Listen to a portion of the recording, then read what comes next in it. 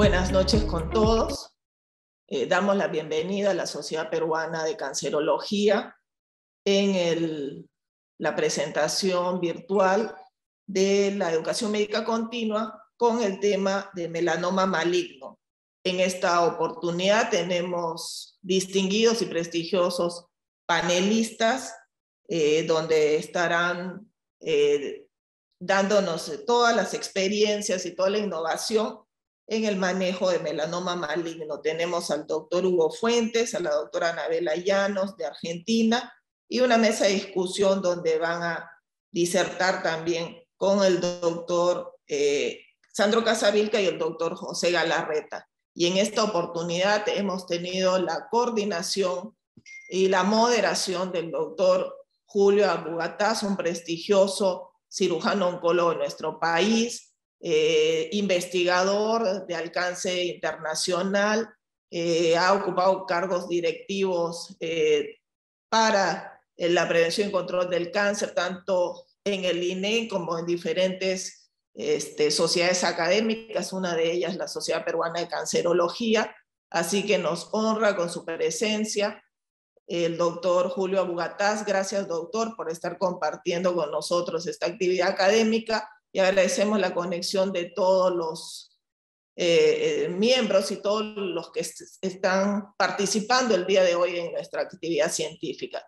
Bienvenido, doctores, a todo el panel y gracias, doctora Abugataz. Le dejo a cargo de la moderación en conjunto también con el doctor Sandro Casavilca, el secretario de Acción Científica de nuestra sociedad. Muchas gracias y bienvenidos a todos. Buenas noches. Buenas noches, doctora Vidaurre, presidente de la Sociedad Peruana de Cancerología. Es un gusto estar aquí con ustedes y agradezco la oportunidad que me dan para dirigirme ante este público, ¿no? Y comentar un tema que siempre me ha apasionado y siempre ha sido causa de algunas frustraciones y algunos pequeños éxitos. Bien, entonces aquí tenemos el título de esta presentación. Para mí, para mi gusto, yo diría melanoma cutáneo. Ahora, eso no significa que solamente hay melanoma en la piel, tenemos melanomas en mucosa, melanoma en el tracto uveal, en fin, podemos verlo. Y decir melanoma maligno es un poco redundante, pero en fin, es un término que estamos acostumbrados a escuchar. Hasta hace unas 3 décadas, casi la única opción que tenía un paciente con melanoma era la opción quirúrgica. Y aún así, era frustrante el manejo porque uno hacía intervenciones enormes, disesiones ganglionares, sobre todo a nivel ilioinguino-crural, con la consecuencia de a veces linfedema. Hemos tenido la oportunidad de ver pacientes linfedema bilateral, amputaciones, y a pesar de las amputaciones, recurrencias en los pacientes y los manejos con radioterapia muy limitados, y lo mismo con tratamientos sistémicos, ya sea usando interferón, interleuquina, o quimioterapia como DTIC, totalmente frustrantes, ¿no? Sin embargo, en la última década hemos visto que ha salido una serie de medicamentos. Ya no quiero decir el número porque cada vez aparecen nuevas medicinas y los resultados obviamente mejoran comparado con lo que hemos tenido hasta hace 2 o 3 décadas. Por supuesto, la clasificación de los pacientes se ha hecho más compleja. La necesidad de hacer una estadificación de los pacientes también. Ahora la cirugía se ha hecho más fina, si queremos llamarla. Los estudios de radiobiología han mejorado algunos efectos en el melanoma. y el tratamiento target y el tratamiento con terapia inmune también han mejorado. De manera personal, tengo que decir que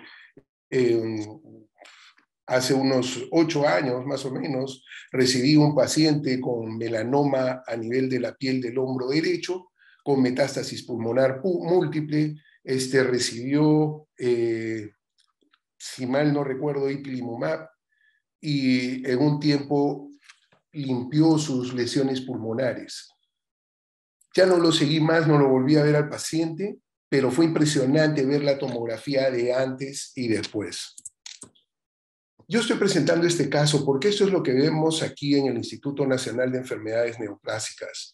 Melanoma en el pie. Esta mujer tuvo un melanoma en el cuarto dedo del pie derecho, perdón, y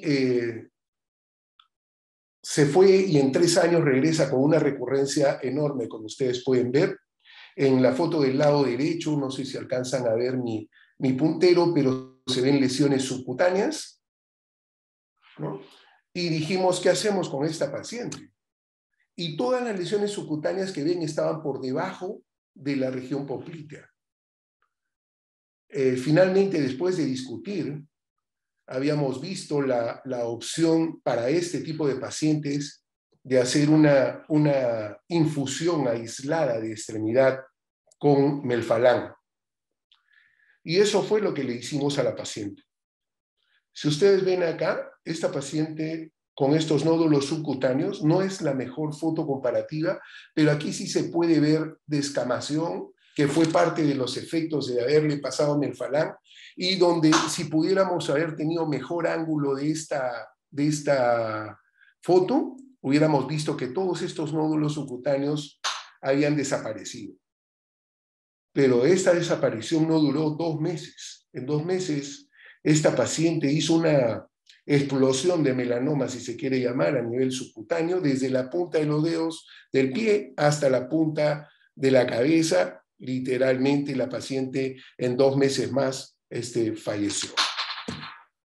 Las cosas ahora yo creo que están cambiando. Parte de lo que del cambio nos los van a explicar nuestros expositores, y quería además aprovechar que a propósito de esta reunión en The Economist, publicaron en agosto 25 del presente año este artículo, ¿no? Que podemos traducirlo como que las terapias génicas deben convertirse en el milagro de medicina, porque de otra manera esto puede terminar siendo un nicho de tratamiento para un pequeño número de pacientes en países ricos. Sabemos que todo tiene un costo. El reto está no solamente para tratar la enfermedad, sino para que se puedan producir medicinas que estén al alcance de las personas. Hay medicinas ahorita que tienen su costo hasta en 7 cifras, lo cual resulta impagable, no solamente para un individuo, sino para un sistema de salud. No creo que haya seguro que soporte costos de esa naturaleza. Entonces, ese es el reto, y con esta introducción que les he hecho, le vamos a dar el pase al doctor Hugo Fuentes. Él es médico oncólogo del Instituto Nacional de Enfermedades Neoplásicas y director de la Dirección de Investigación. Doctor Fuentes. Buenas noches. Gracias, doctora Bogotá, por la presentación. Gracias a la Sociedad Peruana de Cancerología y al Comité Científico por la organización del evento, y gracias a MCD por la invitación para participar en esta charla. Voy a compartir mi pantalla. Bueno, el día de hoy vamos a hablar de enfermedad temprana. Mi persona va a hablar del estadio 2, y subsiguientemente la doctora va a hablar sobre el estadio 3 y 4, adyuvante. Estos son mis conflictos de intereses, y esta va a ser la agenda que vamos a llevar el día el día de hoy. Estas son las estadísticas del Globocam 2020, ¿sí? Del Perú en ambos sexos. Y como vemos, melanoma representa el puesto número 13 aproximadamente, con 1.282 casos nuevos por año en el país. Tradicionalmente, nosotros cuando leemos los textos, tenemos una noción que la distribución del melanoma cutáneo predominantemente es, como se muestra en la gráfica izquierda, en cabeza y tronco. Sin embargo, esta distribución no se asemeja a lo que nosotros vemos en nuestra institución. En nuestra institución, de este periodo del 2009 al 2011, se evaluaron 404 casos y la incidencia de estos casos fue predominantemente en extremidades. Extremidades inferiores, 58.4%, extremidades superiores, 10.9% de los pacientes. Y cuando evaluamos los subtipos histológicos, más del 60% de los casos que se evalúan en la institución son melanomas acrales. Adicionalmente, la distribución de los melanomas en nuestro instituto, en esta revisión que hemos hecho, si bien siendo el instituto un centro de referencia, muchas veces ya pacientes con diagnóstico de enfermedad, y algunos de ellos con diagnóstico como segundas neoplasias, tenemos una distribución por estadios muy distinta a lo esperado en otras latitudes, ¿no? Tal vez nuestro PAI debería asemejarse a esta gráfica inferior izquierda, ¿no? Siendo 3/4 de los pacientes enfermedad localizada, entre el 10 y el 15% enfermedad locorregional, y 7% de los pacientes con enfermedad metastásica. Sin embargo, la distribución que nosotros tenemos en el instituto es 14% estadio 1, 1/3 de los pacientes estadio 2, 1/4 de los pacientes estadio 3 y más del 20% estadio 4. ¿Sí? Entonces, basado a estas características de distribución geográfica corporal, llámese extremidades, y desde el punto de vista histológico, subtipos acreloliginosos y los estadios generalmente avanzados, hacen un poco más compleja el manejo del melanoma en nuestra institución. Estos datos también se replican o se repiten en los pacientes de la Seguridad Social, llámese de salud. Vamos a hablar sobre estadio 2B y 2C, ¿sí? Esto implica, de acuerdo a la AJCC octava edición, a pacientes con tumores T3B, llámese tumores más de 2 a 4 milímetros con ulceración, o tumores más de 4 milímetros sin ulceración. Y los 2B, que son tumores más de 4 milímetros con ulceración. Porque es importante poder determinar, y como ya lo mencionó el doctor Abugataz, de los cambios que han habido de forma radical desde hace ya más de una década en la enfermedad avanzada, desde el inicio de los inhibidores del CTLA4 y luego con los inhibidores de PD1, llevarlos a enfermedades más tempranas, de forma inicial a los estadios 3 o 4 NED, y a la fecha llevarlos a los estadios clínicos 2. Estas son las sobrevidas a 5 a 10 años, de acuerdo a lo proyectado en la AJCC octava edición, y como vemos hay una diferencia significativa en las curvas naranjas y guindas del cuadro de la izquierda, que son los estadios clínicos 2B y 2C, con una sobrevida a 5 años de 87 a 82% y a 10 años de 82 a 75%. Basado en esto vemos que hay un subgrupo de los estadios 2 que tiene peor pronóstico. Cuando evaluamos estos resultados validados en cortes independientes, vemos que no necesariamente vamos a obtener los mismos números de sobrevida. Cuadro en verde son los números de la AJCC 8 datos americanos, estadios clínicos 2B y 2C, y las cortes confirmatorias, ¿sí? Que son cortes confirmatorias de Europa, de Alemania, vemos que las sobrevidas de este grupo de pacientes con cortes validatorias tienen sobrevidas inferiores a los reportados en AJCC número 8. 86.5 a 5 años en el estadio 2 y 79 en el estadio 2B. Y hay mayor diferencia en el estadio 2C, 76% de sobrevida a los 5 años y 64% de los pacientes en estadio 2. Entonces, estadios que anteriormente los considerábamos como estadios iniciales, vemos que hay una tasa de fallecidos de aproximadamente 25 a 35% de los pacientes. Por lo tanto, algo hay que hacer en este grupo de pacientes. Tradicionalmente, nosotros evaluamos las características patológicas para determinar el riesgo, y esos son los factores de riesgos convencionales para el melanoma cutáneo de estadio temprano. Tradicionalmente el Breslow, que es lo que va a definir el estadio junto con la ulceración, la tasa de mitosis, la invasión linfovascular, la profundidad de los márgenes, los TILs, el Clark, la fase de crecimiento vertical, la regresión y la invasión perineural.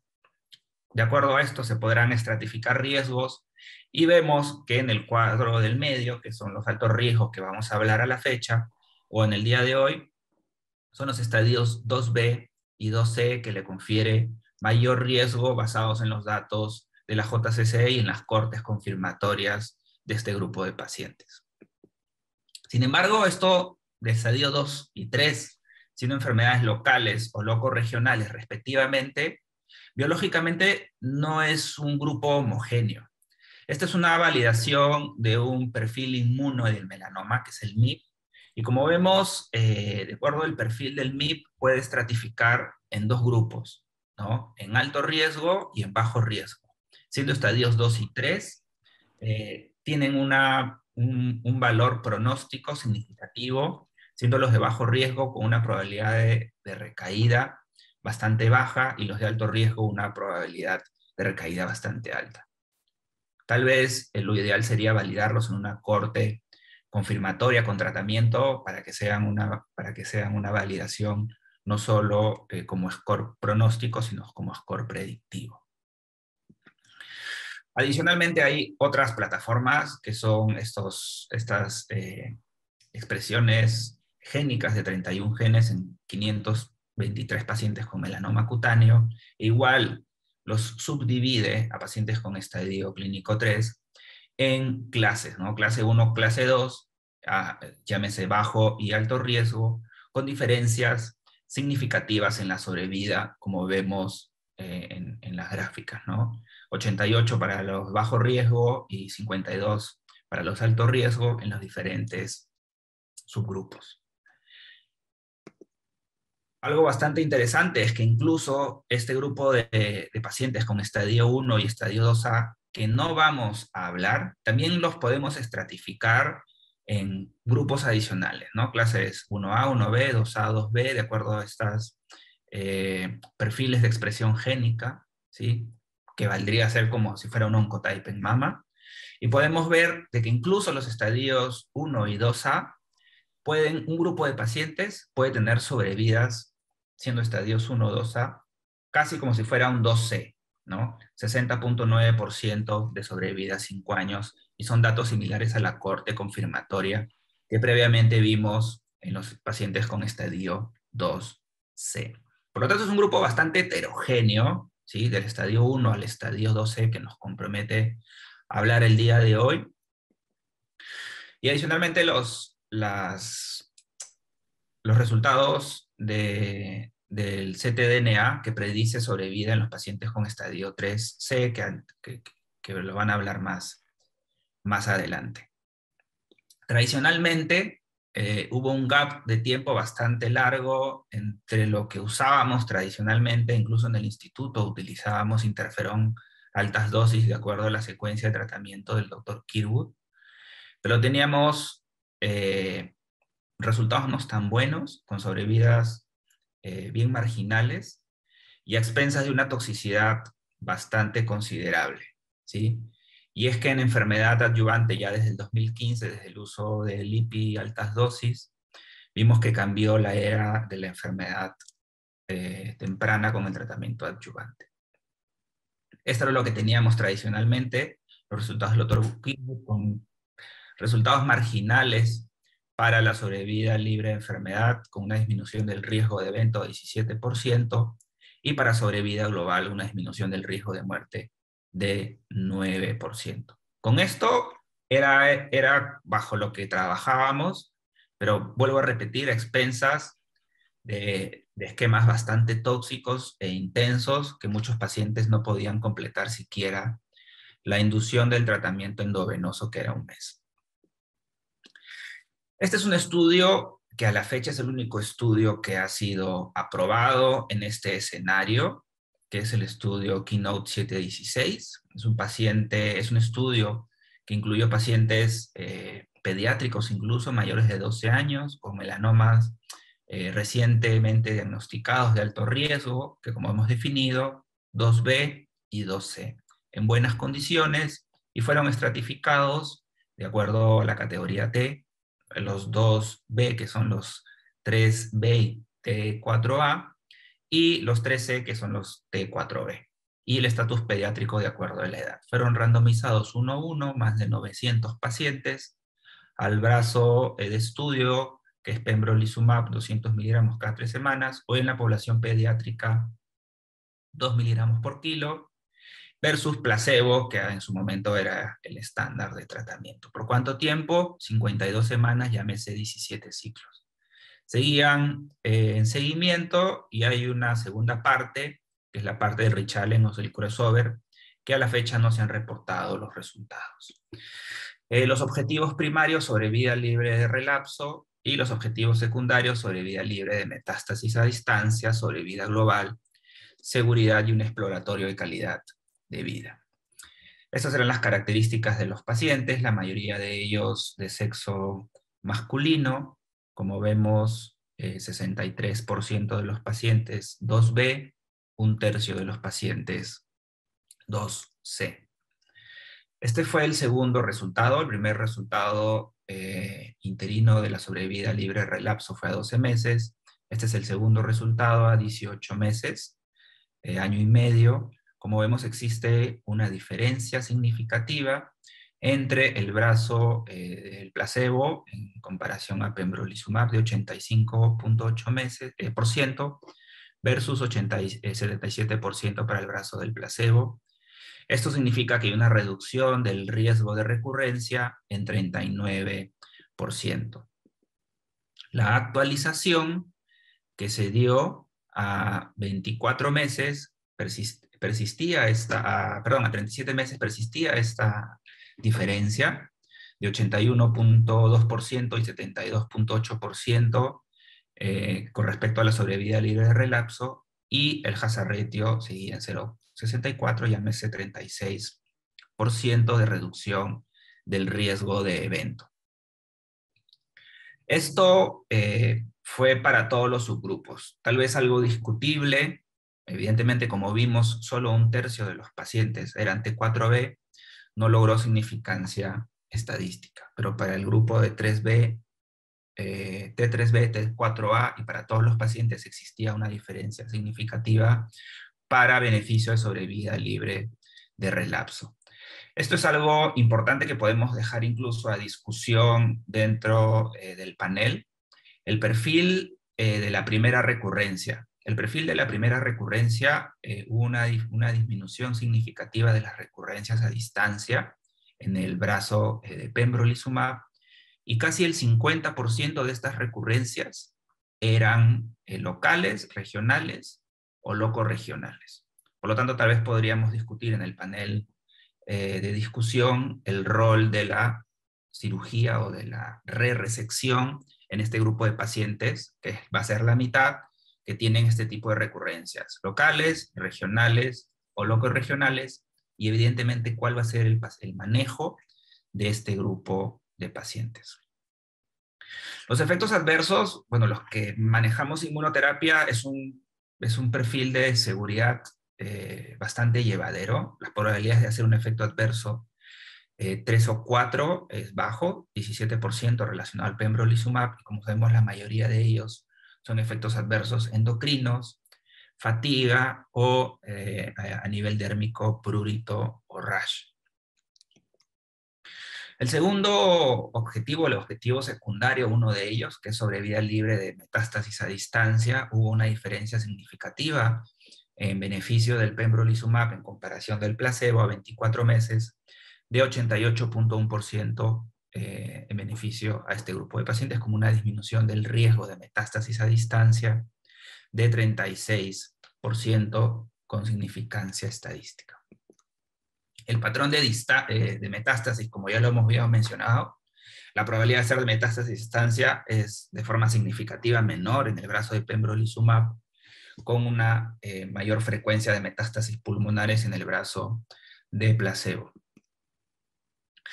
Por lo tanto, a la fecha deberíamos de considerar, o qué factores deberíamos de considerar para iniciar o para definir una terapia adyuvante. Uno, los factores patológicos que ya lo hemos mencionado anteriormente.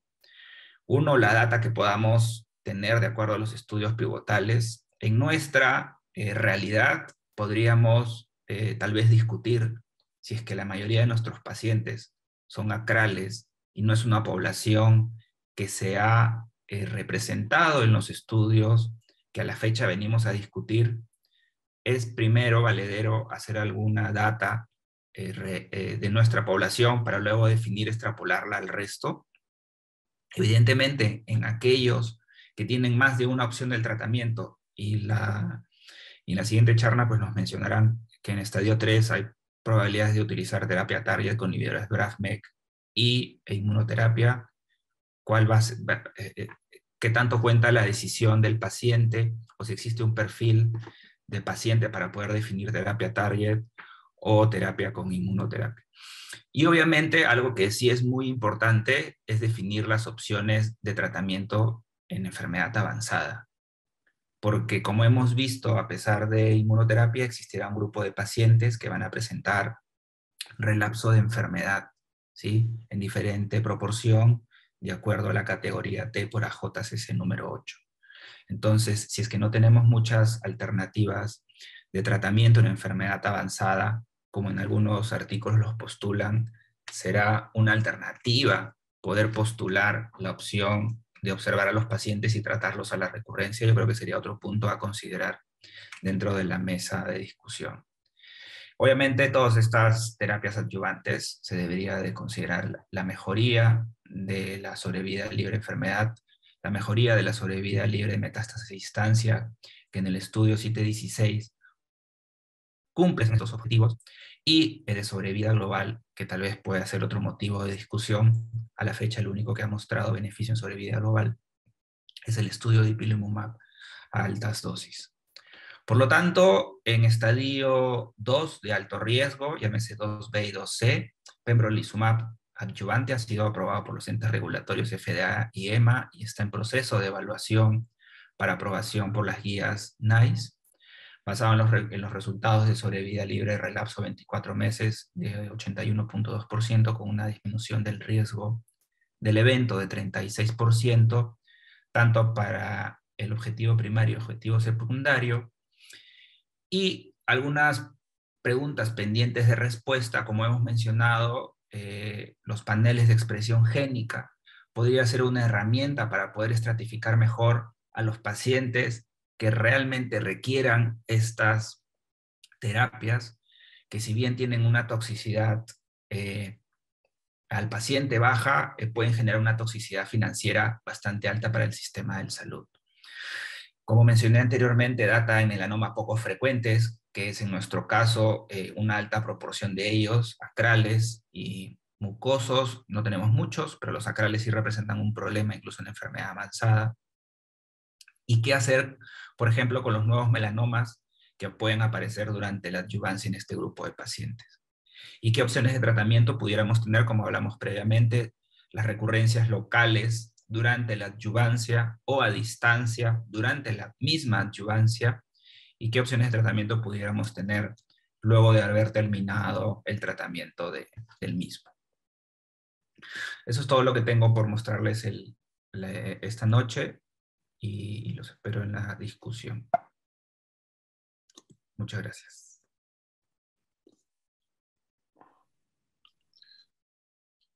Muchas gracias, doctor Fuentes, por su presentación. Efectivamente hay puntos interesantes para tratar en la mesa que tendremos al final. Ahora es un gusto presentar a la doctora Anabela Ramos. Ella es médico-oncóloga de la Universidad de Buenos Aires, con especialización en oncología por el Instituto de Oncología Ángel Roffo. Actualmente se desempeña profesionalmente en la unidad de sarcoma y melanoma del Instituto de Oncología Ángel Roffo, Fundación CIDEA Oncológica Clínica, subinvestigadora INCOAS, Oncología Clínica, subinvestigadora Circle Express, prensa médica, directora médica. Además es investigador en diversos protocolos docente y speaker de diversos preceptores en melanoma en el Instituto de Oncología Ángel Roffo, congresos en Argentina y en países dentro y fuera de la región. Doctora Llanos, el micrófono es suyo.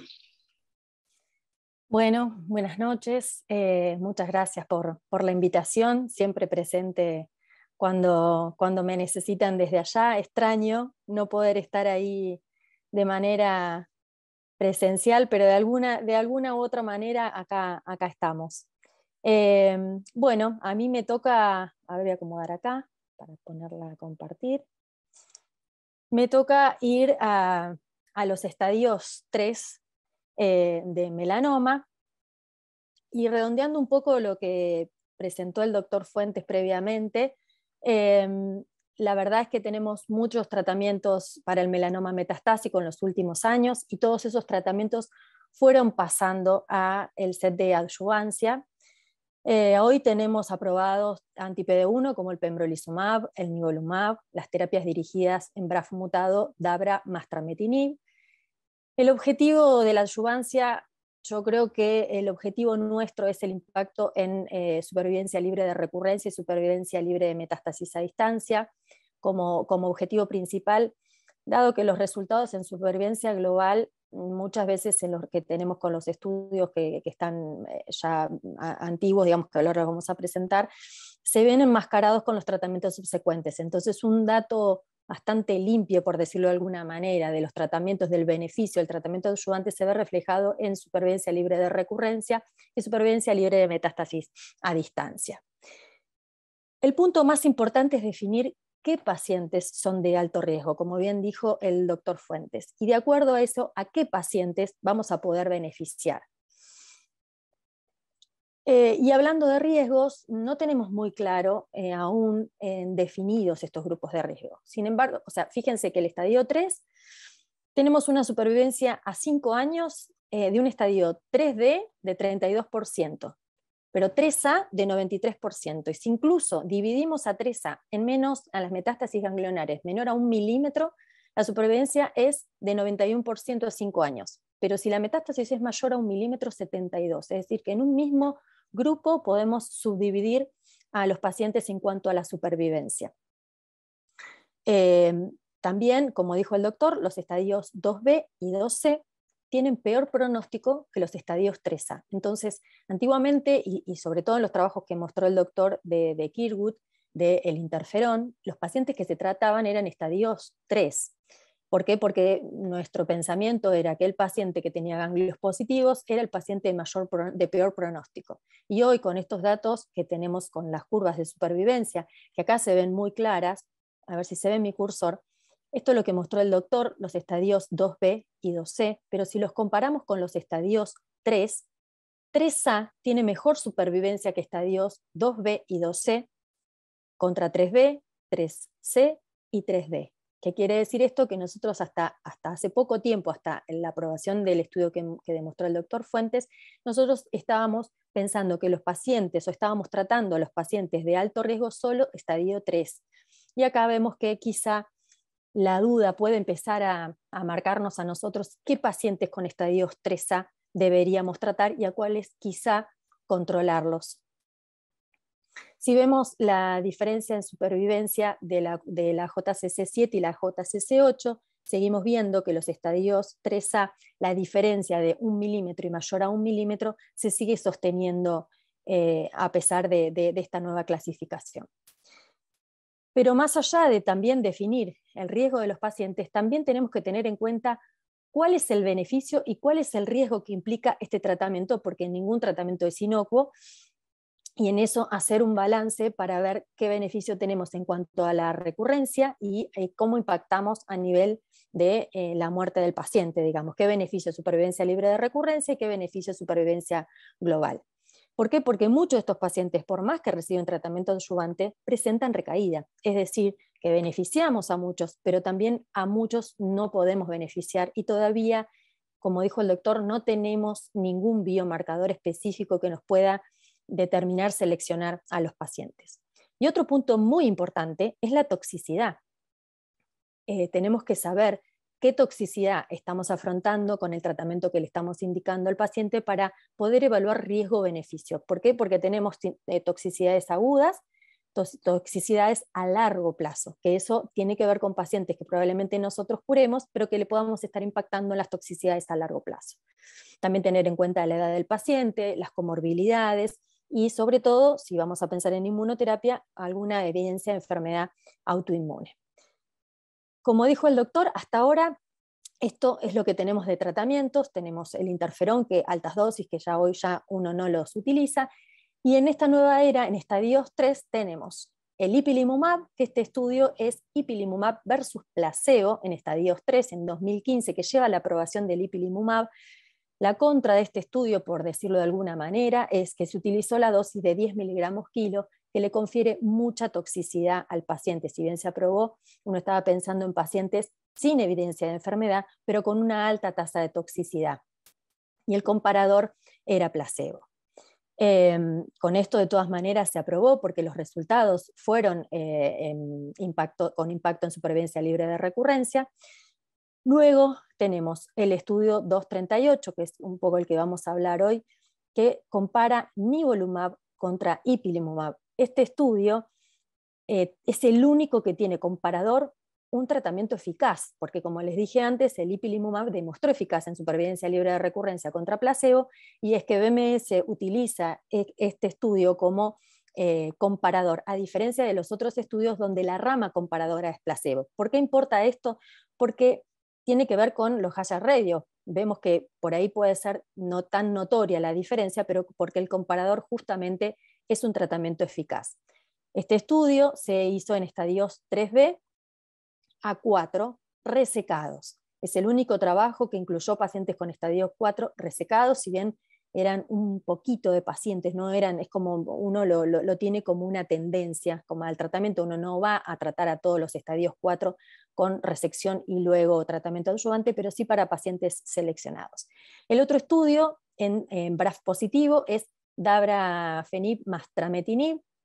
Este también el comparador es placebo, es el estudio que más seguimiento tiene de adyuvancia. Los datos que tenemos son datos fuertes, pero en pacientes BRAF positivo, que no es el porcentaje de pacientes que ustedes tienen. La toxicidad es aceptable, todavía no tenemos ningún trabajo en adyuvancia que compare inmunoterapia versus terapias dirigidas. Esto yo creo que tiene que ver más que nada en pacientes BRAF positivos, el diálogo con el paciente para definir una de las dos opciones de acuerdo a la toxicidad, porque todavía no tenemos ningún estudio que compare ambos tratamientos. Y el último es pembrolizumab también versus placebo en estadios 3.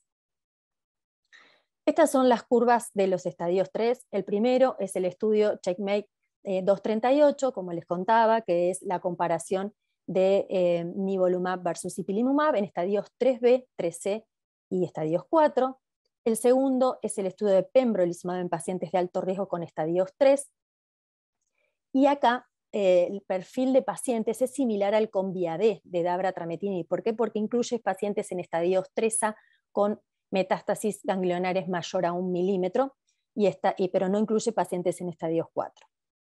A favor del pembrolizumab en los resultados, pero sin olvidarnos que el comparador es placebo. Y el otro estudio es el CONVIAD, de donde vemos que tenemos el mayor seguimiento de estos pacientes a largo plazo y donde se ve el claro beneficio del tratamiento con dabratrametinib en comparación con placebo, con una toxicidad manejable. La mayor complicación fue el manejo de pirexia. De hecho, el laboratorio diseñó un trabajo que se llama un ensayo clínico CONVIA Plus, que nosotros participamos, exclusivamente para el manejo de pirexia, porque fue muy difícil el manejo de esta toxicidad en estos pacientes libres de enfermedad. Bueno, esto es el estadio 2, que el doctor ya habló, así que no me voy a detener en esto. Es muy importante tener en cuenta, como les dije antes, la toxicidad para elegir el tratamiento. Las inmunoterapias dan toxicidades en los órganos que nosotros ya conocemos habitualmente: cutáneo, hepático, gastrointestinal, endocrinológico, que son la mayoría de ellos. No tenemos que descartar la posibilidad de toxicidad pulmonar, renal y neurológica. Estos son, o cualquier parte de nuestro organismo puede verse afectada por la terapia inmunológica. ¿Por qué es importante? Porque probablemente uno pueda tener toxicidades a largo plazo que le impliquen un cambio en la calidad de vida del paciente relacionado al tratamiento que estamos viendo. Y en este punto es importante la toxicidad a largo plazo, porque los estudios no están diseñados para ir buscando a largo plazo estas toxicidades, están por lo general subreportadas. Sin embargo, hay un estudio retrospectivo de 8 centros en Estados Unidos y en Australia, con casi 400 pacientes, donde mostraron que los eventos inmunológicos crónicos eran bastante frecuentes, pero que la mayoría se manejaban con tratamiento, la mayoría eran endocrinológicos, y que con un reemplazo hormonal el paciente podía seguir con su vida diaria, artritis, pero que no requerían corticoides a altas dosis, sino que eran más bien manejables, neurotoxicidades, algunos eventos oculares, algún episodio raro de diabetes, que eso es un poco más difícil. Casualmente nosotros tuvimos un paciente con toxicidad de diabetes y uno requiere del trabajo multidisciplinario, y ahí se acuerda que todos nos necesitamos. El manejo de toxicidad, como les dije, de ambos tratamientos, de terapias dirigidas como inmunológica, son manejables, son bien tolerados, pero tenemos que saber cómo manejarlos. Es muy importante que los oncólogos sepamos el manejo de esas toxicidades, seguir por los algoritmos que nos van pasando de acuerdo a los trabajos que se fueron presentando, para ir haciendo paso a paso de acuerdo al CTC esos algoritmos, y así poder manejar estos tratamientos y que el paciente tenga la menor toxicidad. Algunos de ellos requieren corticoides a altas dosis, y muy poquitos tratamientos inmunosupresores a largo plazo. Entonces es muy importante que hablemos claro con el paciente al momento de elegir estadios, en estadios 3, el tratamiento versus el beneficio. Como les dije en este momento, en pacientes wild type, que son la mayoría quizá de los pacientes que ustedes pueden ver, las opciones nivo, pembro y ipilimumab. En BRAF mutado además se agrega la opción de dabratrametinib. Y ahora bien, centrándonos en el estudio 238, en pacientes estadios 3B, 3C y 4, como les dije, los resultados de ipilimumab en 2015 demostraron supervivencia libre de recurrencia a favor del ipilimumab en comparación con placebo. Eso llevó al desarrollo del estudio 238, a comparar nivolumab versus ipilimumab. La contra de vuelta en esto es la dosis de 10 miligramos kilo. A ver si uno lo extrapola también a los resultados que se presentaron en avanzados de IPI-10 versus 3, nos dimos cuenta que en realidad el resultado no era igual, con lo cual uno no puede homologar y hacer adyuvancia con una dosis de 3 miligramos para reducir toxicidad. Entonces tampoco tenemos un estudio de adyuvancia para eso, y en ese punto la contra del IPI de la toxicidad es la dosis que nosotros necesitamos. Este es el estudio 238, pacientes en alto riesgo, resecados, estadios 3B, 3C y muy poquitos estadios 4, pero resecados. Se randomizaban a recibir nivolumab 3 miligramos kilo versus ipilimumab 10 miligramos kilo. La duración es 1 año. Las características basales de las dos ramas estaban bien balanceados. Quizá, tenemos algunos mucosos, un poco más de mucosos en la rama de nivolumab, acrales similares, un poquito más de, acá teníamos a ver, había seleccionado acá, esto después sí estaba, todo esto era similar. No teníamos muchas más diferencias, la ulceración un poquito más en la rama de nivolumab, que podrían ser pacientes quizá un poco más con agresividad mayor de melanoma. Los resultados de supervivencia libre de recurrencia a 5 años demostró beneficio del nivolumab sobre ipilimumab, 50% contra 39%, que esto fue reportándose a 18 meses, 3 años y 4 años. Este beneficio se observó tanto en pacientes con estadios 3B, 3C y estadios 4. El beneficio también se observó independientemente de la mutación de BRAF, tanto en BRAF mutados como en BRAF wild type. Acá la diferencia en estadios 3B y 3C, las curvas se separan. Supervivencia libre de metástasis a distancias de 58 comparado contra 51. Y este es un subgrupo de pacientes que también nos importan porque son pacientes que tenían supervivencia, que tenían metástasis en tránsito sin compromiso nodal. Eso quiere decir que realmente eran pacientes que ya habían saltado la cadena ganglionar y que tenían metástasis en tránsito a nivel cutáneo, y el beneficio también se vio en este tipo de pacientes. El beneficio del nivolumab también se observó cuando se dividieron a los pacientes de acuerdo a la nueva clasificación de la AJCC8 en comparación con AJCC7. Realmente se vio el beneficio en los diferentes subgrupos. Quizá en estadios 3D la curva no es tan clara, pero porque también eran poquitos pacientes. El beneficio se vio de nivolumab en todos los subgrupos en comparación con el ipilimumab, de acuerdo a la edad, al sexo, al estadio, a la ulceración, al compromiso ganglionar, a la expresión de PDL1 y de la mutación de BRAF. Lo cierto es que hoy en el día a día nosotros no pedimos la expresión de PDL1. En los diferentes ensayos clínicos que están corriendo, en los cuales nosotros participamos, se sigue midiendo la expresión de PDL1 para tener posibilidad de conjugar con otros biomarcadores y a ver si podemos tener alguna clasificación biomolecular que nos pueda predecir qué pacientes van a beneficiarse con un tratamiento o con el otro, pero por ahora no tenemos resultados claros de ello. Y el resultado en supervivencia global, los datos son un poco inmaduros al momento del análisis, pero también tenemos que tener en cuenta que aquellos pacientes que presentaron recurrencia recibieron tratamiento sistémico, y esto es lo que yo les decía, que muchas veces las curvas en supervivencia global no son un dato claro del beneficio de un tratamiento porque están enmascarados con los tratamientos subsecuentes. La mayoría de los pacientes que recayeron realizaron tratamiento con inmunoterapia. Dentro de la inmunoterapia, los que habían recibido anti-PD1 recibieron anti-CTLA4 y los que habían recibido anti-CTLA4 anti-PD1. Un subgrupo más pequeño de pacientes recibió la combinación. Yo creo que si hoy se desarrolla este estudio, podría haber mayor porcentaje de pacientes que al momento de la recurrencia realicen la combinación de ipi-nivo, dado que los resultados en eficacia son mucho más consistentes, y que la toxicidad hoy es mucho más manejable, ya que aprendimos a manejar las toxicidades inmunológicas a lo largo de todo este tiempo.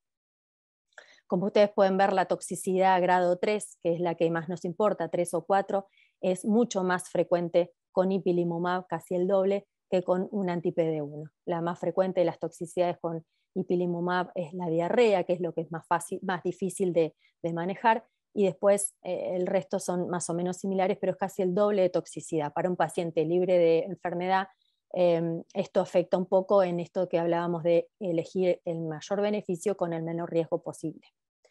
El otro estudio de inmunoterapia en estadios 3 es el estudio KEYNOTE 054, que compara pembrolizumab contra placebo. Acá son pacientes de alto riesgo resecados estadios 3, estadios 3A con mayor a 1 milímetro de metástasis a nivel ganglionar, y el otro punto clave acá es que el comparador es placebo.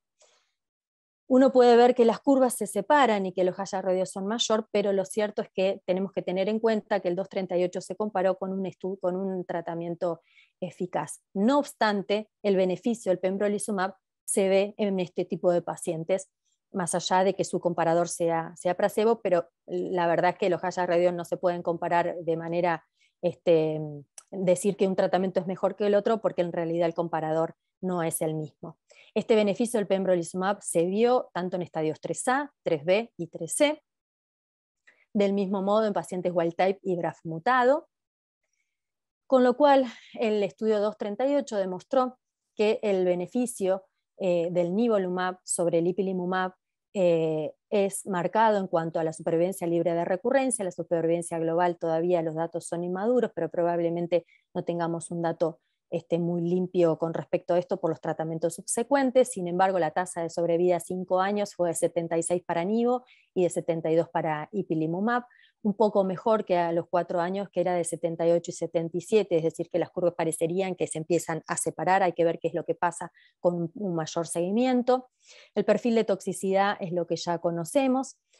Por ahora no hay un análisis marcado de biomarcadores, pero se cree que la combinación de altos niveles de interferón, de expresión de PDL1, de CD4, CD8 y de TMB, y bajos niveles de CRP podrían asociarse con un mejor beneficio de supervivencia libre de recurrencia y de supervivencia global, pero por ahora no tenemos ningún reporte de seguridad, digamos, que estos biomarcadores nos puedan dividir las aguas entre tratar a un paciente o no con inmunoterapia.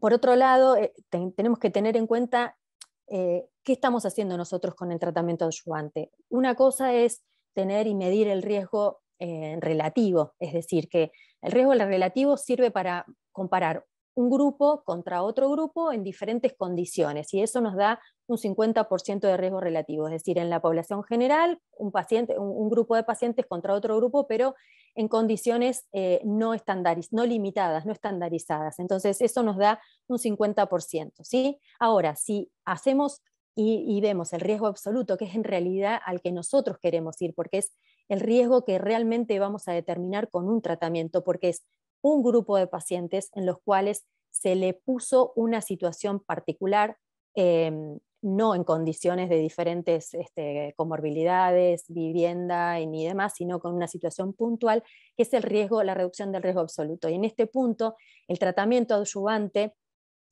o sea, el tratamiento se reduce un poquito en ese riesgo absoluto, ese beneficio, pero ¿por qué? Porque necesitamos tratar mucha mayor cantidad de pacientes para poder ver ese beneficio, y en eso es que tenemos que ver qué riesgo tenemos para tratar al paciente contra la toxicidad. Me pareció importante agregar 3 slides que los presentó el doctor Matías Chacón, acá de Argentina, en ESMO, para ver que toda la región está hoy con este mismo problema en cuanto a la adyuvancia.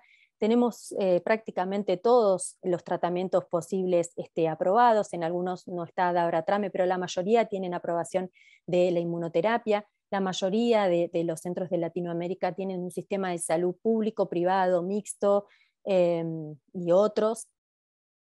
Si uno habla de preferencia de tratamiento adyuvante en Latinoamérica, la realidad es que, como yo dije, no hay ningún estudio que compare inmunoterapia con terapia dirigida. Sabemos que la mutación de BRAF puede tener un impacto negativo, pero en muchos países el porcentaje de BRAF es menor a lo reportado en general. En Argentina la mutación de BRAF es similar a la reportada, cerca de un 50%, así que es bastante alto. A 3 años, si miramos los trabajos, a 3 años la supervivencia libre de recurrencia son bastante similares. Y la realidad es que uno, si mira la curva al inicio, las curvas de inmunoterapia, parecería que al inicio como que tenemos mayor pacientes que presentan recurrencia en los primeros meses que con el estudio de COMBI-AD, donde las curvas se separan prácticamente desde el inicio. Y el otro tema es la preferencia del paciente entre vía oral y endovenoso. Es muy complejo el sistema de salud realmente para poder determinar cómo uno puede prescribir los tratamientos. El manejo multidisciplinario es mandatorio para cualquier toma de decisión. Las sociedades médicas deberían tener unas líneas de seguimiento, guías de seguimiento local, y que se basen sobre las guías a nivel internacional, pero nosotros en esas guías internacionales quizá estamos subrepresentados. Entonces sería muy, muy importante que las sociedades médicas locales podamos tener nuestros propios lineamientos. Es difícil el trabajo conjunto en el país para determinar esto, y se requiere de un registro nacional donde todos aporten, y es como nosotros decimos acá en Argentina, es como remar en dulce de leche. Es difícil todo eso. Las farmas es muy importante que acompañen esto, porque como bien dijo el doctor al principio, son tratamientos que tienen mucho beneficio, pero con alto costo, y ahí es donde estos lineamientos tienen que ir para los pacientes que realmente se beneficien.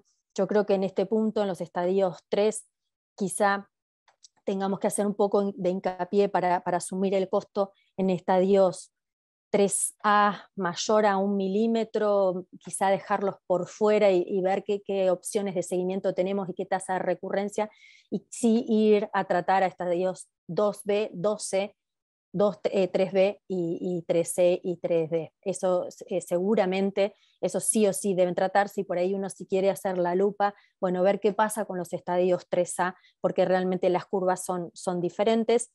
Lo que realmente uno ve es que la inmunoterapia se indica mucho más que las terapias dirigidas a nivel de Latinoamérica, y bueno, no tenemos que tener en cuenta esto que hablábamos de las toxicidades tardías o crónicas que podemos conferirle al paciente en un tratamiento adyuvante. Muchas gracias. Muchas gracias, doctora Llanos. Muchas gracias por su presentación. Invitamos ahora a formar parte de la mesa al doctor Sandro Casavilca, director del Departamento de Patología del Instituto Nacional de Enfermedades Neoplásicas, coordinador del Banco de Tejidos Tumorales, consultor de tumores del Sistema Nervioso Central, profesor de posgrado de la Universidad de Huánuco y de la Universidad Peruana Cayetano Heredia, codirector del Laboratorio Mixto Internacional de Oncología y Antropología Molecular LOAM en el marco del convenio IRD-INEN. También invitamos a juntarse con la doctora Llanos, el doctor Fuentes y el doctor Casavilca, al doctor José Antonio Galarreta, que es cirujano oncólogo de mamas y tejidos blandos, jefe del Departamento de Mamas y Tejidos Blandos y Piel del Instituto Nacional de Enfermedades Neoplásicas, para hacer una discusión o una conversación probablemente de estos dos temas tan importantes que han presentado tanto el doctor Fuentes como la doctora Llanos, ¿no? Muy interesante. Me gustó que el doctor Fuentes presentara un poco la casuística de lo que pasa con melanoma en el Perú, y que yo siempre he pensado que es diferente, y efectivamente ahora lo ha vuelto a demostrar con números el doctor Fuentes. Y también me ha gustado, creo que un poco más, el final de la presentación de la doctora Llanos, donde toca pues este tema económico, ¿no? Generalmente en nuestros países, no sé si generalmente, pero muchos de nuestros países tenemos sistemas de salud fragmentados, tenemos sistemas que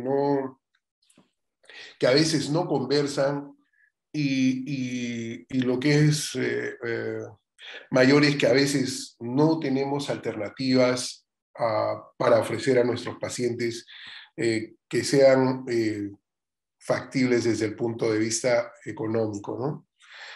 Yo quisiera preguntar si entre los participantes alguien tiene alguna pregunta que quiera realizar, puede hacerla mediante el chat, y si no, seguiremos adelante. Doctor Casavilca, hemos hablado aquí de BRAF, de las mutaciones BRAF. Yo quisiera preguntarle, ¿la mutación BRAF es única? ¿La respuesta a los tratamientos entre las variantes es la misma? Bien, buenas noches, doctores. Doctora Llanos, muchas gracias por participar de esta reunión, ¿no? Igual al doctor Hugo Fuentes y sus magníficas conferencias. Pues bien, un poquito para situarnos en la familia BRAF, ¿no? O BRAF, son varios tipos de mutaciones, de las cuales una de las principales que se presenta en melanoma es la de BRAF V600C, ¿no? Es el blanco principal. Ahora, los resultados de los tratamientos son especialmente eficientes cuando hablamos de la parte de tratamiento blanco, entiendo, con esta mutación, pero no exclusivamente, ¿no? Entonces, hay también resultados con algunas otras variantes, más allá de la BRAF V600C. Solamente para complementar un poco de la información que tenemos, porque es información que está en camino, ¿no? Cuando nosotros tenemos bien mapeado, hicimos un trabajo hace unos años ya de más de 800 casos de melanoma en el instituto que revisamos, ¿no? Y encontramos que efectivamente más del 60% son acrales, pero probablemente, ¿no? La localización en extremidades es la preponderante en nuestros pacientes, ¿no? Contrariamente a lo que se reporta en la literatura, lógicamente, de otras latitudes y con otras características poblacionales, ¿no? Esto, sin embargo, cuando lo llevamos al libro de la OMS nuevo, ¿no? Lo separa en aquellos melanomas de exposición solar, de aquellos melanomas donde la exposición solar no tiene una causa probada, la exposición UV, ¿no? Dentro de la gama de características de cómo esto se podría originar en este tipo de poblaciones, ¿no? Y creo que ese es un punto interesante y es un punto que particularmente en la población nacional, que es una población mestiza, ¿no? Con alta ancestría indígena, con piel un poco más pigmentada probablemente, no necesariamente, cuando hablamos de Latinoamérica hablamos de las mismas características étnicas, ¿no? Las proporciones son distintas en lo que son el mestizaje. Es un punto de interés. Lo que nosotros hemos encontrado en el Perú es que en un grupo que trabajamos en cooperación con MD Anderson, ha sido publicado en póster, ya a nivel molecular, curiosamente la mutación, la incidencia de mutación de BRAF en los melanomas acrales que nosotros tenemos va sobre el 35%. O sea, no es tan baja como la literatura reporta en otras poblaciones. Y esto se parece más a poblaciones asiáticas con las que hemos comparado, ¿no? Entonces, el hombre que llamamos originario en nuestra región proviene de Asia.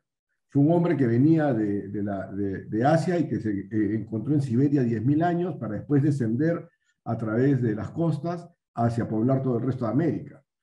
Esto es lo que hemos logrado mapear genéticamente y esta es quizás la característica particular que tenemos en nuestra población. Muy bien, y la otra parte del tratamiento de repente se la podemos preguntar al doctor Fuentes. Doctor Fuentes, ¿podría comentarnos sobre la respuesta a las diferencias de las mutaciones de BRAF? Por ejemplo, nos dijo el doctor que la más común es la 600E, ¿no es cierto?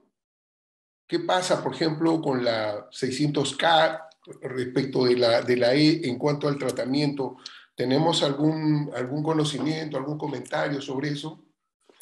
¿Sabe qué? Creo que esta pregunta es importante justamente por lo que dijo el doctor Casavilca de los melanomas que ocurren en zonas expuestas al sol, de los que no son expuestos al sol. Y eventualmente podríamos tener diferentes formas también de clasificar eso. Es que la teoría es que son diferentes, no son. Y probablemente la práctica también, y lo vemos en la práctica clínica cuando comparamos pacientes de diferentes tipos, ¿no? De cómo van y cómo se presentan. Entonces, un comentario respecto de esto.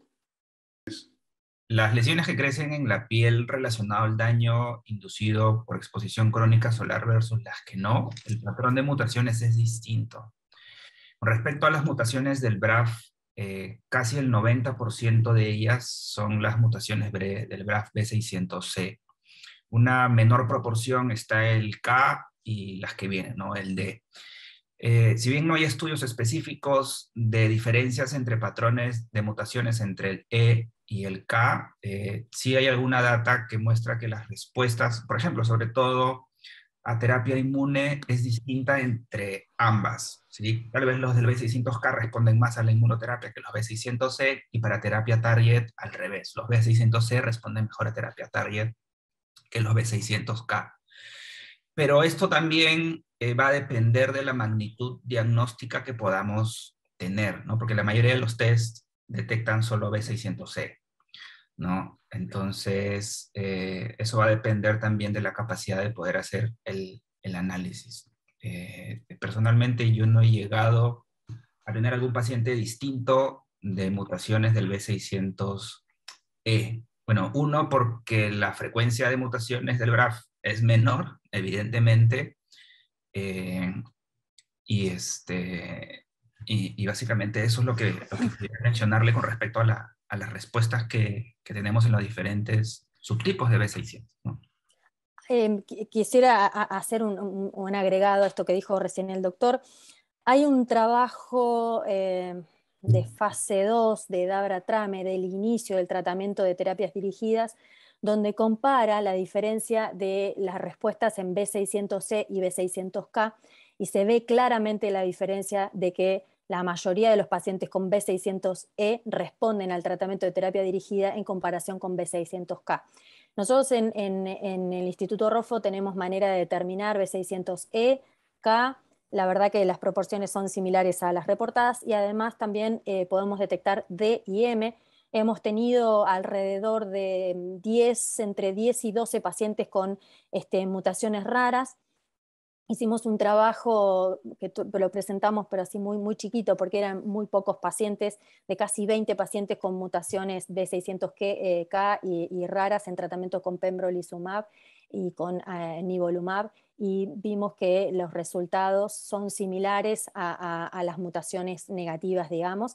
Pero bueno, son muy poquitos pacientes, pero sí tenemos pacientes con mutación. En el día a día, uno cuando vienen pacientes con BRAF B600C, sabemos que el tratamiento puede ser uno u otro.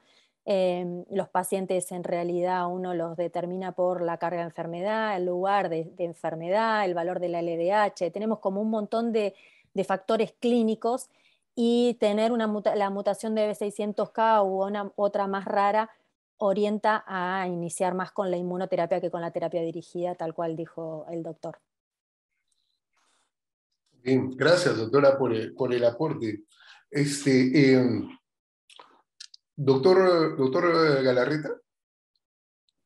Buenas noches, doctor Botas, ¿cómo está? Bien, doctor. Una pregunta. Estamos viendo que gran parte del manejo de los pacientes con melanoma están basados en una buena selección de los casos, de un buen estadiaje de los pacientes que permita tomar decisiones sobre eso. Yo quisiera preguntarle un poco sobre el rol de ganglio centinela ahora en pacientes con melanoma, y la importancia de diferenciar los tipos de metástasis que puedan encontrarse en el ganglio centinela para decidir después el tratamiento, ¿no? ¿Algún comentario al respecto, doctor? Bueno, buenas noches a todos, agradeciendo la invitación. Sí, en los últimos años el manejo quirúrgico del melanoma ha ido, por ponerle una analogía a lo que hacemos en mama, un descalamiento tanto de las resecciones quirúrgicas, de los tumores primarios, que han ido dándonos la oportunidad de hacer márgenes cada vez más cortos o más no tan grandes, al igual que algunos estudios que han demostrado que la efectividad o el valor de la biopsia de centinela, ¿no? Hay dos estudios grandes que son los MSLT1 y 2, que han estudiado la sobrevida, libre de enfermedad y la sobrevida global en aquellos pacientes que fueron sometidos a biopsia angiocentinela versus los que fueron sometidos a disecciones inguinales selectivas.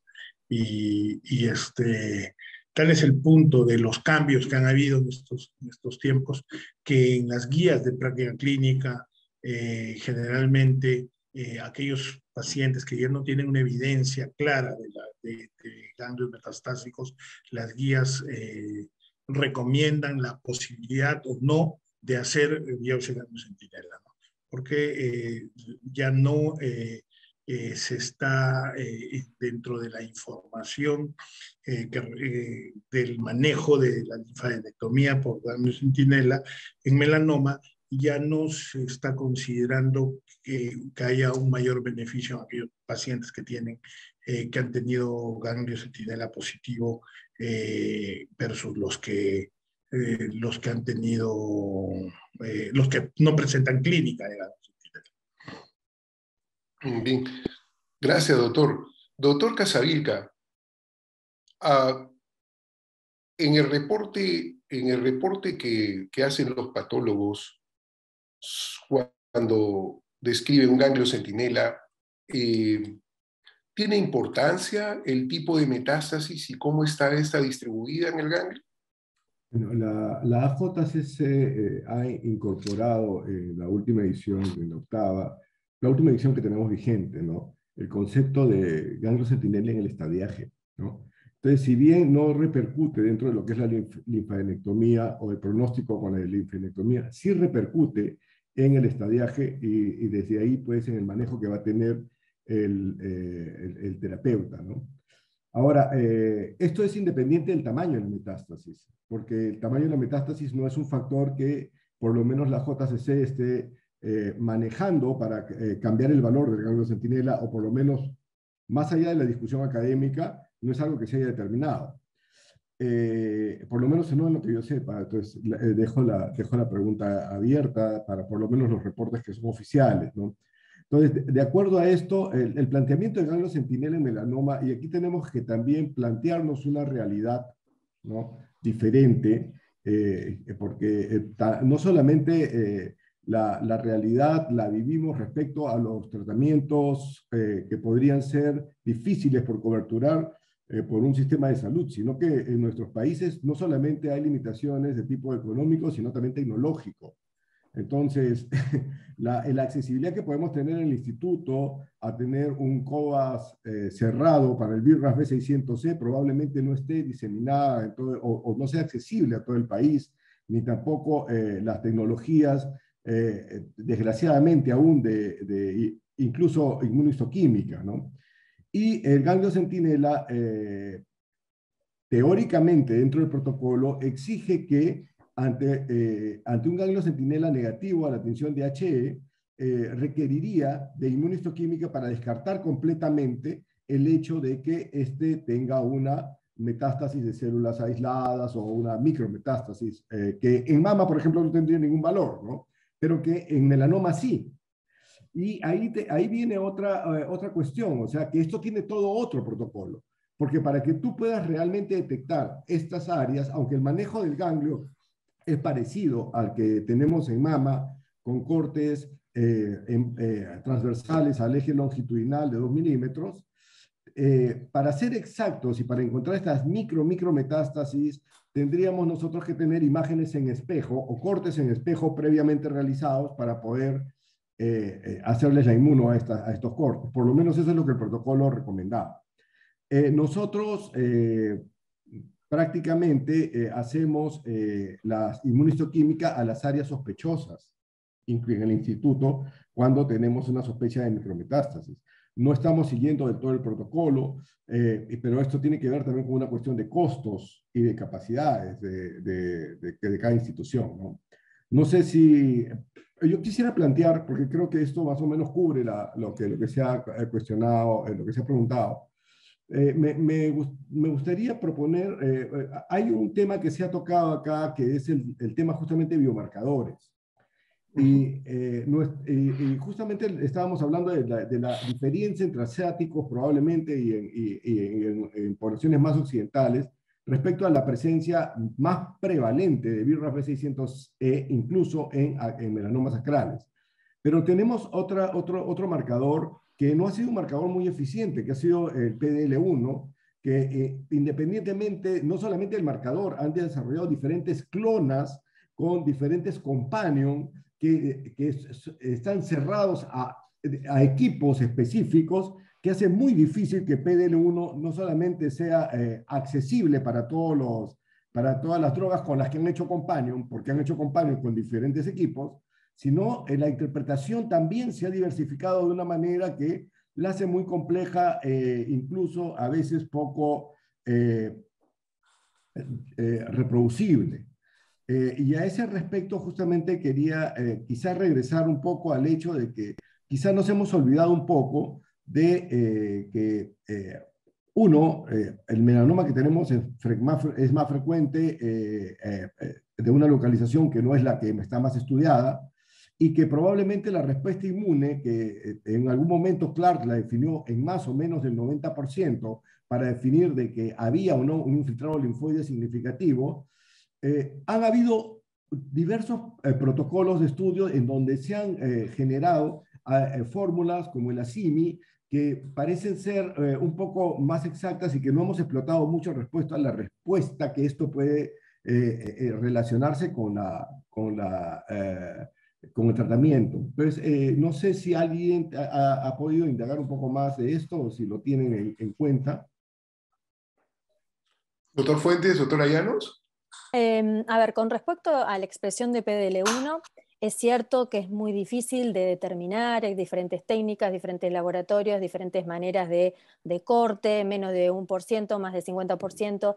Lo cierto es que en melanoma, que es otra patología totalmente diferente a pulmón, que sí en pulmón uno determina y es mandatorio tener, porque es una de las partes de clasificar en melanoma.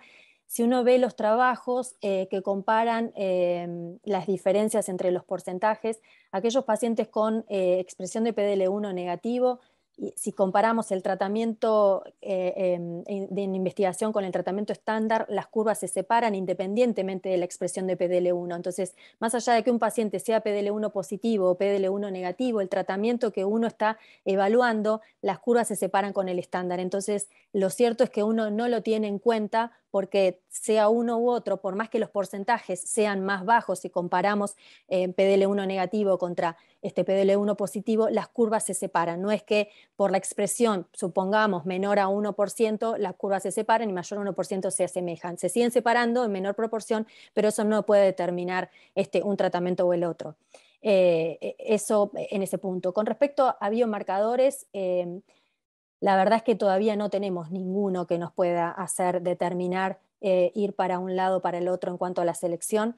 Hay muchos trabajos que están corriendo que probablemente de acá a un tiempo veamos si tenemos resultados. Hasta ahora lo que tenemos son tendencias o parecería que, pero no hay nada que pueda dividir las aguas.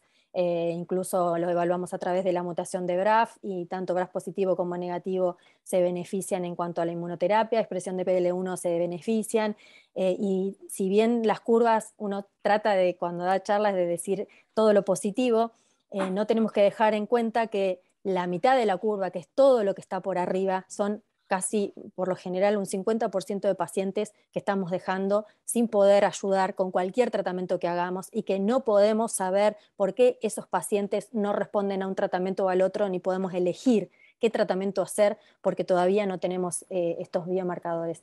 Son muy beneficiosos los resultados que tenemos, pero estamos dejando un porcentaje de pacientes que no estamos ayudando con todas las curvas que mostramos. Gracias, doctora Llanos. Una última cosa de reflexión, probablemente. Me da la impresión de que lo que está ocurriendo... Sí, ¿quieres decir algo, Sandro? Yo quería hacerle una pregunta a usted. A mí, perfecto, cambiamos de rol. Todo avance vertiginoso, porque nosotros pues ya hemos visto cómo el melanoma, de ser prácticamente una enfermedad muy agresiva en los últimos años, nos ha sorprendido con sobrevidas en tumores avanzados mayores de 10 años, que era algo impensable, ¿no? Entonces, y la Sociedad de Cancerología justamente es multidisciplina. y esto es algo que conversábamos con el doctor Payet hace unos días, que la participación justamente del equipo multidisciplinario hace de la Sociedad de Cancerología una sociedad distinta, una sociedad con un enfoque más amplio. ¿Cómo ha cambiado el manejo quirúrgico del melanoma todo este desarrollo en los últimos años? En patología hemos visto que ha cambiado la evaluación del ganglio centinela, ¿no? Ha cambiado hasta el TNM en relación de ver lesiones ulceradas, no ulceradas, espesor. Pero ¿qué ha pasado en cirugía? ¿Qué es lo que ha cambiado en cirugía en el manejo de melanoma? En cirugía hay 3 puntos que tendríamos que tener en cuenta. Uno es el manejo de la enfermedad local, otro es el manejo de la enfermedad regional y otro es el rol de la cirugía en metástasis, en enfermedad metastásica. En el manejo local de la enfermedad no ha cambiado mucho en cuanto al concepto. Sí ha cambiado en cuanto a lo que es reconstrucción y reparación de defectos, que es sumamente importante. Pero lo que más ha cambiado ha sido a partir de la publicación que hizo Donald Morton en 1989, donde describió sus detalles técnicos del mapeo linfático y biopsia de ganglio centinela. Eso fue el punto quiebre. ¿Sabes por qué, Sandro? Porque eso aparece cuando se estaba discutiendo el grupo que decía, oye, tenemos que hacer disecciones selectivas, y el grupo que decía, no, tenemos que hacer disecciones terapéuticas. Y ya se habían formado 2 grupos grandísimos para tratar de juntar pacientes y ver a qué cosa llegaban. Y cuando sale Donald Morton con su trabajo, que les mencioné, yo les dije en el departamento, con esto se acabó el problema. Solamente vamos a operar a los pacientes que tengan metástasis ganglionar. Y entonces pasamos de operar, a hacer todas las disecciones, tanto en la axila como en la ingle o donde fuera, a buscar ganglio centinela, positivo, y entonces lo operamos. ¿Y qué pasa? Empieza a aparecer lo que pasó en todo el mundo, que muchas disecciones tenían muchos ganglios negativos. Entonces también los cirujanos se preguntan, oye, ¿qué estamos haciendo? ¿No? Y entonces, ahora ya sabemos también, hay 2 grandes estudios que los han hecho, de que cuando tú tienes un ganglio centinela positivo, es lo mismo que hagas una disección ganglionar sabiendo que tienes el ganglio centinela positivo o esperando a que la metástasis se haga evidente. Obviamente con un seguimiento, no enviando al paciente. Entonces, si yo te digo en qué ha cambiado la cirugía regional, un poco que lo comentó el doctor Galarreta, ¿no? Es en eso. O sea que digamos, la extensión ha ido disminuyendo. ¿Y gracias a qué? Gracias también a que ahora disponemos de una serie de tratamientos, ¿no? Y esa es una pregunta que yo quería hacer en el sentido de que, oye, si yo tengo un ganglio centinela positivo, ¿cuánto pesa esa información para decidir darle adyuvancia al paciente? Eso, solo como un solo ganglio. Y si es así, si fuera negativa la respuesta en decir, oye, mira, no le damos nada, ¿cómo sería el seguimiento de ese paciente para ver qué hacemos? Porque creo que no tenemos muy claro cómo hacer los seguimientos en los pacientes después de los tratamientos, tanto quirúrgicos como habiendo finalizado los tratamientos médicos. Una de las cosas que hago yo es, paciente asintomático, no le pido exámenes adicionales tratando de buscar una metástasis que no le da molestia. No sé, ¿algún comentario al respecto? Sí, doctora Llanos, por favor. Sí, yo quería hacer una aclaración, que los resultados del MSTL2 en realidad son pacientes que no realizaron adyuvancia.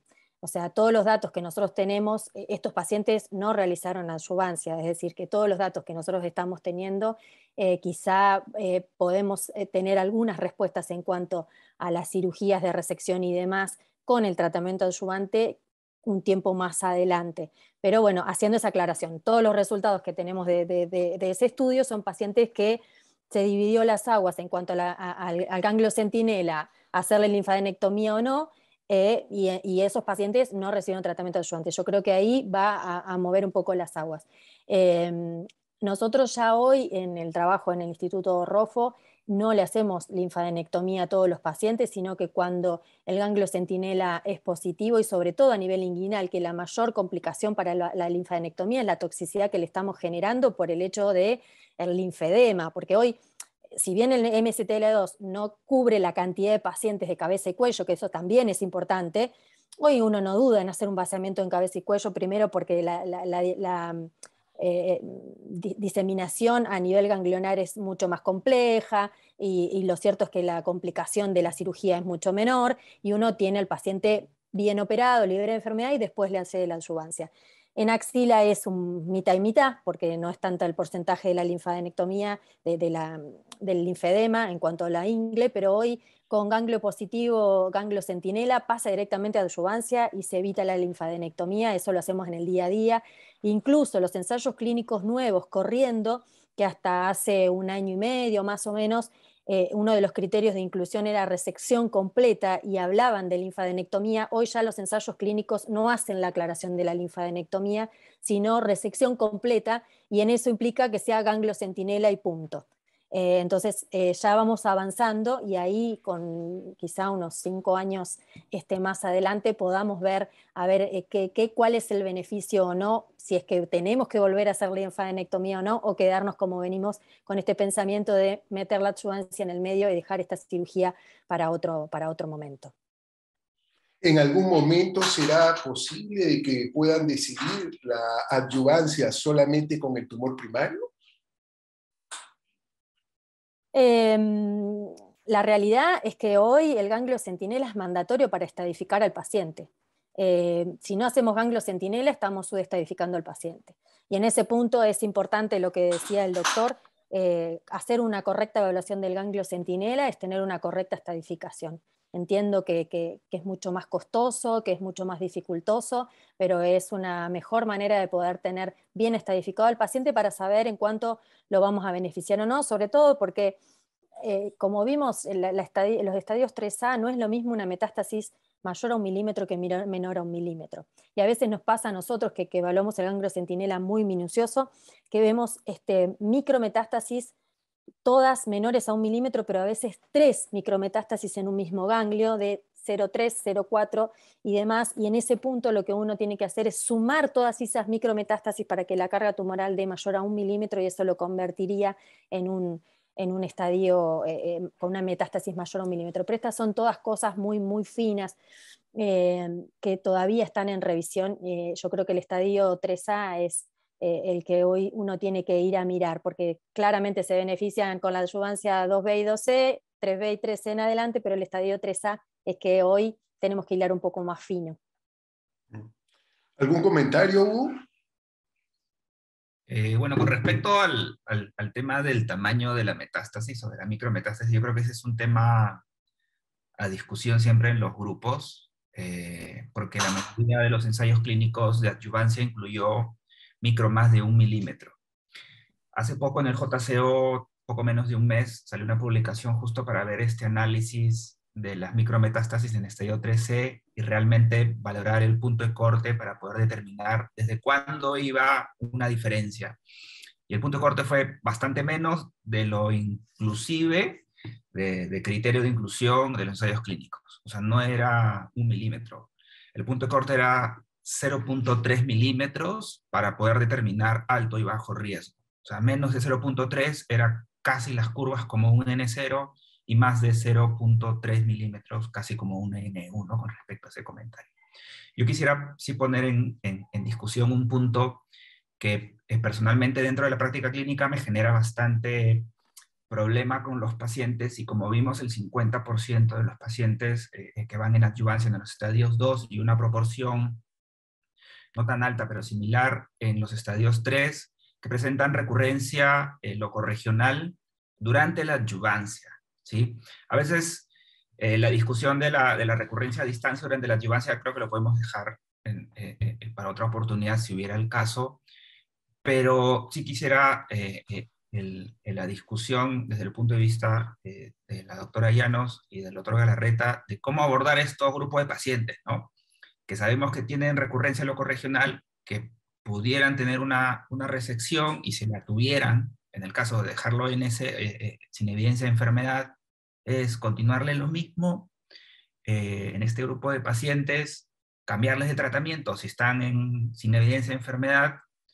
Ahí entraría o tendría algún rol la radioterapia, porque como sabemos la radioterapia en adyuvancia es muy discutible, y lo único que disminuye es la sobrevida libre de relapso local, y habiendo tenido un relapso local resecado, ¿tendría algún rol la radioterapia en este grupo especial de pacientes?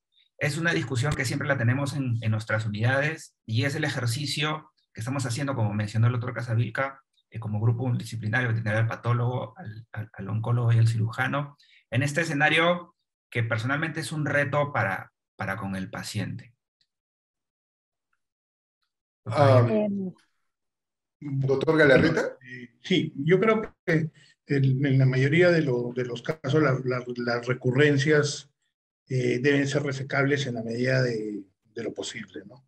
Ahí incluso algunas guías refieren si hay enfermedad residual, no es una R0, o se deja enfermedad grosera, entraría el control del área, ¿no?, con opciones de radioterapia y rotar el tratamiento sistémico, ¿no? La idea es que la recurrencia durante la adyuvancia, en todo caso nos está hablando de resistencia, ¿no? Y esto podría ser una opción de replantear el tratamiento. La recurrencia posterior a la adyuvancia debería ser igual manejada en la medida de lo posible con una resección loco-regional, o si es recurrencia local o regional, en la medida de lo posible tratar de llegar a una R0 y de ahí evaluar las opciones que se tienen para continuar con el tratamiento. Muy bien, gracias, doctor Galarreta. Creo que en honor al tiempo vamos a dar por finalizada... ¿Perdón? Quería escuchar la opinión de la doctora Llanos. Ah, perdón, doctora Llanos. Perdón, No, sí, perdón, sí. perdón. No, Tiene razón. Adelante, por favor. A ver, esto es un manejo paciente a paciente. ¿Por qué? Porque no es lo mismo una recaída menos de 6 meses de un tratamiento adyuvante con inmunoterapia o incluso con terapia dirigida, no es lo mismo ya llegando a completar el año, no es lo mismo una lesión de recaída, una lesión pequeñita, resecable, como 3 pequeñitas, pero supónganse si el melanoma está en el pie, que tenga 3 en diferentes lugares en la pierna, o sea que ahí hay que determinar paciente a paciente. Si la lesión, si uno, como dijo el doctor, si uno tiene una recaída de la enfermedad menos de 6 meses, lo más probable es que este sea un melanoma bastante agresivo con resistencia a la inmunoterapia. Si hay una lesión muy pequeña y única, uno puede resecarlo. Obviamente que si es BRAF positivo, después de la resección rota el tratamiento de la terapia dirigida, pero hablando de pacientes que la mayoría son wild type de lo que ustedes pueden tener en el día a día, una opción es la resección y cruzar los dedos. Esa es la realidad, y quizá esperar a ver qué evolución tiene y cómo se maneja el paciente clínicamente, cuánto tiempo libre de enfermedad tiene, porque la verdad es que el melanoma es bastante caprichoso. Hay pacientes que uno sabe que van a decir van a recaer y no recaen nunca, y los que no espera que recaen, recaen y no sabemos por qué. Entonces, bueno, recayó en intrainmunoterapia y es posible que se resequen, y es una lesión única, lo resecamos y lo miramos muy de cerca, y en mínima vez, porque muchos se definen con poco tiempo, vemos estos que los resecamos y a los 3 meses de resecado ya vuelven a tener lesiones, y ya esos pacientes sabemos que son metastásicos y los vamos a tratar como metastásicos. Y aquellos pacientes en los cuales los resecamos y tienen un periodo libre de enfermedad, y uno puede ir viendo en el día a día la evolución, pero tiene que ver un poco con eso. La radioterapia posterior, yo la verdad que no la utilizaría como consolidativo, pensando en que como ya le hice inmuno, recayó, lo operé y lo consolido con radioterapia. Quizá lo dejaría, pero es muy, muy importante esta evolución en tiempo. A veces nosotros lo que hacemos es, aparecen las lesiones, las biopsiamos y los citamos al mes, más o menos, y realmente uno puede ver el que viene rápidamente progresando y que realmente no lo vamos a resecar, porque entre que le pedís la estadificación y todo, con diferencia de un mes vemos el paciente que las lesiones aparecen día a día y aquellas que se mantienen estables, quietas y en los cuales pidiéndole un PET para poder determinar bien la extensión de la enfermedad y que no nos queden lesiones que no podemos ver por tomografía ni por examen físico. Esas lesiones chiquitas que siguen estando ahí, el PET no muestra enfermedad en ningún otro lado, bueno, ir a la resección y después el seguimiento cercano. Doctora Llanos, ¿en su institución realizan perfusión aislada de extremidad o aislada de órganos o infusión aislada? No. No, por alguna razón aparte que no sea económica, No, en realidad es bastante complejo el tratamiento y requiere de un vascular y los datos que tenemos, los reportes son bastante interesantes, pero con el advenimiento de la inmunoterapia y las terapias dirigidas, esto medio como que quedó, como es un tratamiento bastante complejo, bastante costoso y ha quedado un poco relegado. Nosotros en esta institución no lo podemos hacer. Lo hacíamos antiguamente, pero no como en la manera que están en los estudios, con lo que podíamos en el hospital, pero no. Acá hay un instituto, en el Fleming hay un médico que hasta hace un tiempo lo hacía, pero la verdad es que nosotros ya nos vamos por el tratamiento sistémico, no pensamos en aislamiento. Bien. Bueno, ahora sí creo que vamos a dar por terminada esta reunión. Para ustedes más de las 11 de la noche, doctora Llanos. Sí. Le agradecemos el hecho de que haya estado favor. acá y su permanencia con nosotros. De manera especial, de la misma manera, agradecemos al doctor Galarreta, al doctor Fuentes y al doctor Sandro Casavilca por haber permanecido con nosotros. Agradecemos a la Sociedad de Cancerología por esta reunión. Creo que ha sido sumamente provechosa y se ha vertido información de bastante utilidad que la tendremos que pensar y verla cómo la aplicamos a nuestros pacientes. Muchas gracias a todos. Muchas gracias. Bueno, damos por terminada esta reunión. Gracias. Buenas noches. Vale, ok.